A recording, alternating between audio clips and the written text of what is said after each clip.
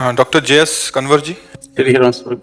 महाराज जी राधे राधे। महाराज जी मेरा प्रश्न है कि मनुष्य की आयु सांसों की संख्या के हिसाब से होती है या समय सीमा की, इतने साल जियोगे, जैसे सांसों की? श्वास समय नहीं। चांगदेव जी थे, उस समाधि के द्वारा 1400 वर्ष की अवस्था पर पहुंच चुके थे।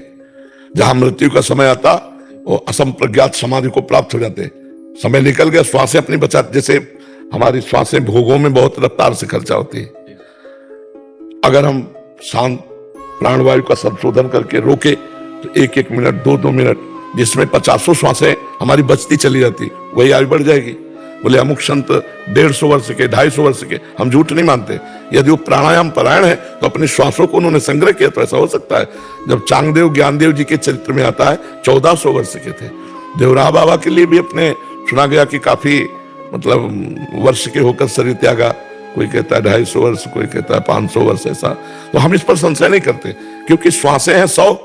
अब हम मान लो 100 श्वासें हैं, अब रफ्तार से दौड़े तो 100 श्वासें बहुत जल्दी खर्चा हो गई। और हम अगर प्राणायाम कर लिया तो हमारी श्वासें वही बढ़ गई ना।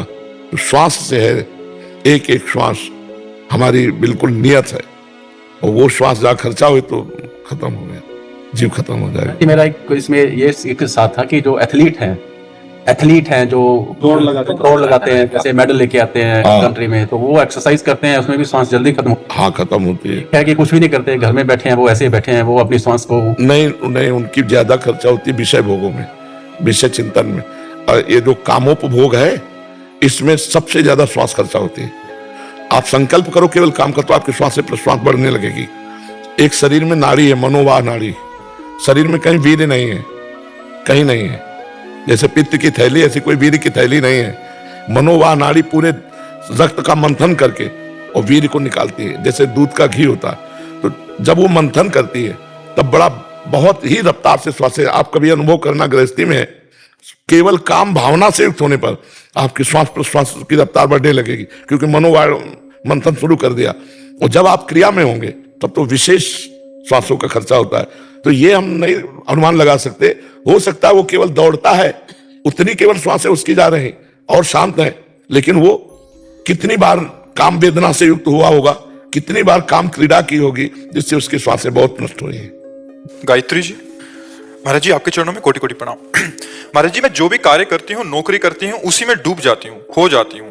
नाम जब छूट जाता है, कार्य के छोड़ देने से या समाप्त हो जाने से नाम जब फिर शुरू होता है, मन फिर शांत और आनंदित होता है। पर मैं किसी भी परिस्थिति में नाम जप नहीं छोड़ना चाहती। महाराज जी इसके लिए मेरा मार्गदर्शन करें कि मैं क्या करूं?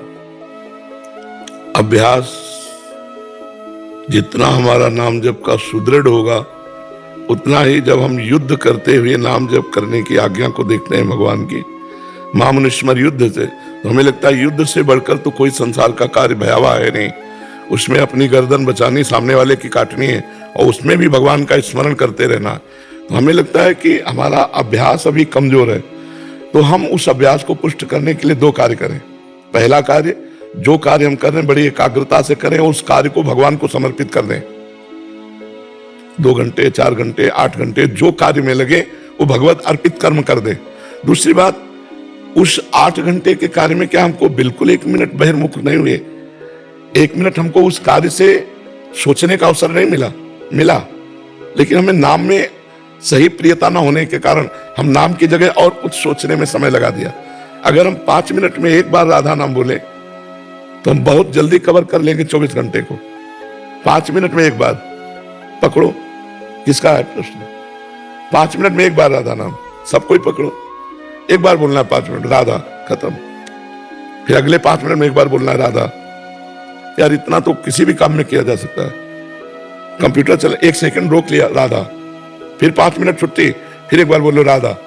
कुछ दिन बाद आप देखो, अगर राधा में ना हो जाओ तो हमें बताना, राधा राधा, क्योंकि हर 5 मिनट में चिंतन चलेगा, एक बार राधा बोलना है। सैकड़ों बार राधा बोल पाओगे। आप पहले मन को फंसाना सीखो। तो कोई भी कार्य ऐसा नहीं है जो कार्य करते हुए भजन न किया जा सके। जैसे कई बार हमने कहा, हम आपसे बात कर रहे हैं, बड़े ध्यान से आपका वो प्रश्न सुनते हैं और ध्यान से उत्तर दे रहे हैं, तो क्या इस समय भजन रहित है क्या? कि बात कर रहे हैं तो बिल्कुल फ्री बात कर रहे हैं? नहीं, हमारे दिमाग में वो चल रहा है। एक अंदर का चिंतन होता है, आप यहां बैठे हो लेकिन अंदर का चिंतन चल रहा है, उस अंदर के चिंतन में नाम फिट कर दो, बस। बाहर हंसते खेलते खाते पीते उठते बैठते वो अंदर चलता। काम ही नारी प्यारी जिमी लोभी जिम प्रिय दाम तिम रघुनाथ निरंतर प्रिय लागो मोहि राम। अभी अभ्यास करो। कितने दिन हो गए भजन करते हैं? बचपन से करती हूँ, अब तक तो अभ्यास पुष्ट हो जाना चाहिए था। पर मेरा वही बीच में मैं खो जाती हूँ किसी भी सब लोग खो जाते हैं, आप ही थोड़ी खो जाती है, सब खोए हुए ही है। कोई जगह हुआ है हर समय। नहीं तो बहुत सावधानी से अगर आप ये पीड़ा महसूस करें, तद विस्मरण परम व्याकुलते थी, भगवान का विस्मरण होने पर हृदय असहनीय हो जाए तो चलने लगेगा, फिर चलने लगेगा। हाँ, आप अभ्यास करो। पर बहुत धन्यवाद है कि आप भजन के लिए पीड़ा महसूस कर रहे, और महसूस करो। तद विस्मरणेन परम व्याकुलते थी, भगवान का विस्मरण होने पर हृदय व्याकुल हो जाए। हे नाथ, मैं कैसे आपको भूल गई। तो अभ्यास योग युक्त न चित्त सानान्य गमना। यदि हम अभ्यास ऐसा कर ले तो हमारा चित्त और नहीं जाएगा। भगवान का चिंतन करते हुए सब कार्य कर सकते हैं, सब कार्य कर सकते हैं। जब हम बात कर सकते हैं तो सब कार्य कर सकते हैं। जब अर्जुन जी युद्ध कर सकते हैं तो हम सब कार्य कर सकते हैं भगवान का चिंतन करते हुए। रौनक जी, सूरत, गुजरात से। राधे राधे महाराज जी। राधे राधे महाराज जी। महाराज जी, आप कह रहे हैं कि पिछले 10 सालों से एक ऐसी सेवा कर रहे हैं जिसमें जरूरतमंद बच्चों को फौज में भर्ती के लिए फ्री शिक्षा देते हैं, ट्रेनिंग देते हैं। वो कभी कभी उदंडता करते हैं तो उनको मारना पड़ता है डंडे से, बाद में बहुत दुख होता है। महाराज जी, आप कहते हैं कि एक चींटी को भी मारने से हम पाप के भागी बनते हैं। नहीं, इसमें और अगर एकाग्रता पूर्वक एकांतिक सुने होते तो इसका उत्तर है कि जैसे गुरु अपने शिष्य को दंड दे सकता है उसकी दोष निवृत्ति के लिए, वो कोई राग द्वेष पूर्वक नहीं दिया जाता। हम उसको उन्नतिशील बनाने के लिए उसको शासन, जैसे आप तो मान लो ऐसे, बिना शासन के कुछ नहीं हो सकता। ध्यान रखना, चाहे विद्याध्ययन हो, चाहे बेटा हो और चाहे चेला हो, शासन, और चाहे अपने ऊपर हो, शासन की आवश्यकता है। अगर आप इंद्रियों को छूट दे देंगे तो तुम्हें नष्ट कर देंगी। आप शिष्य को छूट दे दोगे, वो मर्यादा के विहीन आचरण करने लगेगा। पुत्र को छूट दे दोगे, लौट के थप्पड़ तुम्हारे जमाएगा। तो आज हो रहा है शासन विहीनता के कारण। तो आप जैसे उनको शासन करके राष्ट्र की सेवा में समर्पित, तो इससे वो पूजा ही होगी, उसे दोष नहीं माना जाएगा। महाराज जी, वहाँ पे ट्रेनिंग में तो मतलब मार देते हैं, फिर वहाँ पे तो उनके सामने कठोर बन के रहना पड़ता है। हाँ बिल्कुल। घर जाते हैं ना तो फिर ऐसा होता है कि बेचारे बच्चे नहीं, उनके जीवन की उन्नति के लिए, उनके जीवन को मजबूत बनाने के लिए डांट रहे हैं, सपोर्ट कर रहे हैं उनको, तो ये हमारी सेवा है। हरे शिष्यधम शोक न हरे, सो गुरु घोर नरक मा परे, हमारी सेवा है। तो आप जैसे राष्ट्र सेवा के लिए जवानों को तैयार कर रहे हैं और उसके लिए उनको दंड देना पड़े, वो पूजा होगी। आप उस पर ऐसा ना सोचे, जैसे गुरु शिष्य को, जैसे पिता पुत्र आदि को, तो उसमें कोई द्वेषवश जो किया जाता है, नफरतवश, वो ठीक नहीं है, वो नहीं ठीक है। ये नफरत तो है नहीं ना, ये तो प्यार भरा एक शासन है जिससे आपको सुधर कर चलना होगा। जी। रचना जी, दिल्ली से। राधे राधे महाराज। राधे राधे महाराज जी।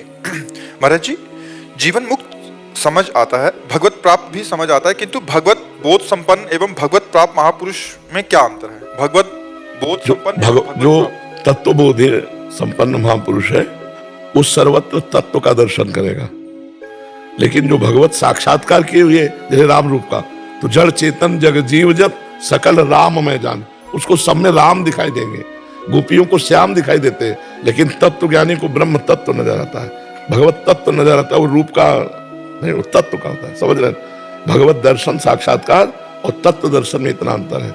जो विद्या विनय संपन्ने ब्राह्मणे गवेहस्तनी सुनी चो सुपाकेचा पंडिता समदर्शिना, जो विद्या विनय संपन्न ब्राह्मण में, गाय में, हाथी में, कुत्ते में, चांडाल में एक ही तत्व को देख रहा है, वो ज्ञानी है। प्रेमी सर्वत्र अपने प्रभु को देखता है। जैसे गोपिया नहीं कहने, जित देखो तित श्याममयी है, और गोस्वामी जी कह रहे सीए राम में सब जग जानी, ये भेद है। तत्व वो दर्शन करता है, ये रूप दर्शन करते। सब में प्रभु का रूप समाया, सब में उसी का रूप समाया। एक एक कण में जहां दृष्टि जाती है वहां अपने प्रभु को देखता है। समझ पा रहे हैं? हाँ जी, जो भगवत प्राप्त हमें ऐसा लगता था जिनको ऑलरेडी साक्षात्कार हो चुका है प्रभु का साक्षात, और भगवत बोध संपन्न जिनको जैसे हमने कहानियों में या ग्रंथों में पढ़ा है, जिसमें ऊपर से प्रकाश या आकाशवाणी हुई।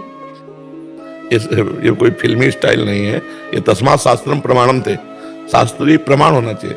भगवत तत्व दर्शन वेदांत दर्शन के अनुसार होता है, और ये भक्ति के अनुसार भगवत साक्षात्कार होता है। सब अपने हृदय में भी प्रभु का दर्शन, सब में भगवान का दर्शन होता है। समझ पा रहे आप? ये साकार भगवान के दर्शन की बात है, भगवत साक्षात्कार। और तत्वबोध वो निराकार तत्व की बात है। वो सर्वत्र व्याप्त है बिजली की तरह, उसका कोई नाम नहीं, कोई रूप नहीं, सर्वत्र एक ही तत्व है और इनका नाम है और रूप है। बोले मेरे राम जी सब में विराजमान, मेरे श्याम जी सब में विराजमान है, घनश्याम जी सब में विराजमान। समझ रहे ना आप, तत्व वही है, बात एक ही है, लेकिन एक निराकार तत्व का दर्शन सर्वत्र करता है और एक साकार प्रभु का दर्शन करता है। तो उसे कहा गया भगवत साक्षात्कार, उसे कहा गया तत्वबोध। तत्वबोध मोक्ष पदवी, भगवत साक्षात्कार प्रेम पदवी। अपने प्रीतम के रूप में रूप छके घूमत रहे, तन को तनिक न भान, नारायण दृग जल बहे यह प्रेम पहचान। प्रभु की रूप माधुरी चिंतन में और वो तत्व चिंतन में सर्वत्र एक ही तत्व है, शांत हो गया। महाराज जी एक ही महापुरुष को दोनों अनुभव हो सकते हैं? नहीं, एक समय में नहीं हो सकते। अब वो जैसे तत्वबोध हो गया, अब अगर वो चाहे तो वो प्रेम मार्ग में जा सकता है, चाहे, पर चाह मिट्टी तभी तो तत्वबोध हुआ, तो चाह होती नहीं। अब ऐसे स्वाभाविक भगवान कोई रूप का आकर्षण कर दे, जैसे मधुसूदन सरस्वती जी तत्वबोध में स्थित महापुरुष है, और भगवान जी मुरली मनोहर ने अपना रूप दिखाया तो कहने लगे बंसी विभूषित करान्नो नीरदाभात पीतांबरा दरुड़ बिंफला दरुष्टात पूर्णेन्द्र सुंदर मुखाद दरविंद नेत्रात कृष्णात परम किमपि तत्व महम न जाने। कृष्ण से भी कोई बढ़कर तत्व है ऐसा मैं नहीं जानता। और पहले तत्वबोध में थे तो तत्व बताया ना कि कृष्ण से बढ़कर कोई तत्व मैं ऐसा नहीं जानता। अब उनके चित्त को श्री कृष्ण रूप ने आकर्षित कर लिया। महाराज जी तत्व का पूरा ज्ञान तो, हाँ, पूरा तत्व का ज्ञान तो रहता है। महाराज जी जैसे आप बनारस में थे तो वहाँ बोध और ज्ञान दोनों हुआ महाराज जी, अब आप इस ये वाले क्षेत्र में आपने पूर्णता हासिल किया, तो वो अनुभव तो है ही महाराज जी। पर हमें ज्यादा परेशानी इसलिए नहीं पड़ी कि हम भगवान शिव के साकार रूप की भी उपासना में रुचि रखते थे। हम केवल निराकार तत्व में नहीं रखते थे, भगवान शंकर के रूप में, तो रूप में आने में हमें ज्यादा परेशानी नहीं पड़ी। नहीं, एकदम शुष्क हृदय होता है, जो ज्ञानी का हृदय होता है उसमें करुणा मैत्री नहीं होती, करुणा और मैत्री नहीं होती। ये उपासना का रंग होता है महाराज। हाँ, क्योंकि करुणा किस पर करे, मैत्री किससे करे? अब जैसा कोई है नहीं तो किससे करुणा मैत्री करे? ये सब वृत्तियां नहीं रहती, ये प्रेमी में रहती, करुणा मैत्री ये सब मिलती है। अद्वेष्टा सर्वभूतानां मैत्रा करुणैव च निर्ममो निरहंकारा सम दुखा सुखा सभी। जो किसी भी प्राणी में कोई दोष दर्शन नहीं करता या सब में एक ही भगवान को देखता है, सबसे मित्रता और करुणा का व्यवहार करता है। मित्रता का व्यवहार करता है पर ममता नहीं है, करुणा का व्यवहार करता है पर अहंकार नहीं है। निर्ममो निरहंकारा, और जो सुख दुख में समान भाव वाला है और क्षमावान है, भगवान कह रहे मुझे बहुत प्रिय है ऐसा महापुरुष। पर ये बहुत कठिन बातें है, प्रवचन कर लेना अलग बात है, स्थिति आना बहुत कठिन बात है। वो केवल भजन से आती है, गुरुजनों के चरणों का आश्रय, रात दिन भजन, तो स्थितियां बनती जाती है। महाराज जी तीन तरीके से हम लोग भगवान के दर्शन कर सकते हैं। जैसे एक तो सब में हमने भगवत भाव किया, इनमें भी भगवान है, सब में भाव करना अलग बात, तो भगवत साक्षात्कार करना अलग बात है। तो भगवत साक्षात्कार जब होता है तो उनकी कांति आप दो शब्दों में कुछ एक्सप्लेन करेंगे कि? पहले शब्द में कहते हैं अनिर्वचनीयम, दो शब्द तो हो ही नहीं सकते। पहला ही शब्द है अनिर्वचनीयम, अनुभव गम्य भजय जेहि संता। क्या आता है? अनुभव। वो सिर्फ अनुभव का स्वरूप है। जो भी वर्णन किया जाता है वो बाहरी बात होती है। जैसे हमने कहा हमारे प्रभु की नवीन जलधर कांति, तो क्या नवीन मेघ की कांति जो प्राकृतिक बादल है वो चिदानंदमय कांति से जोड़ा जा सकता है क्या? जैसे वर्णन आया राम जी का रूप कैसा, बोले केकी कंठावनीलम, जैसे मोर के गले की कांति, तो क्या मोर के गले की कांति देख ली तो राम जी की कांति देख ली क्या? नहीं, राम जी का चिदानंद रूप है। चिदानंद में देह तुम्हारी विगत विकार जान अधिकारी, और मोर प्राकृतिक है, तो तेरो रूप कहते नहीं आ रहे। जैसे ही हरिवंश कछुक जस गावे, आपका रूप कहने में नहीं आता, वाणी की सामर्थ्य नहीं कि आपका रूप वर्णन कर सके। फिर भी वाणी को पवित्र करने के लिए प्राकृत शब्दों को जोड़ करके उनके रूप की कल्पना भावना ऐसे की जाती है। बकाया वो अनुभव गम्य है, वाणी की सामर्थ्य नहीं कि बोल सके। बोले कैसे भगवान के नेत्र हैं? कमल दल। तो क्या कमल दल को देख लिया तो भगवान के नेत्र देख लिए? प्रियाजू के नेत्र कैसे? बोले खंजन मीन मृगज मद में तत् कहा कहो नैनन की बातें।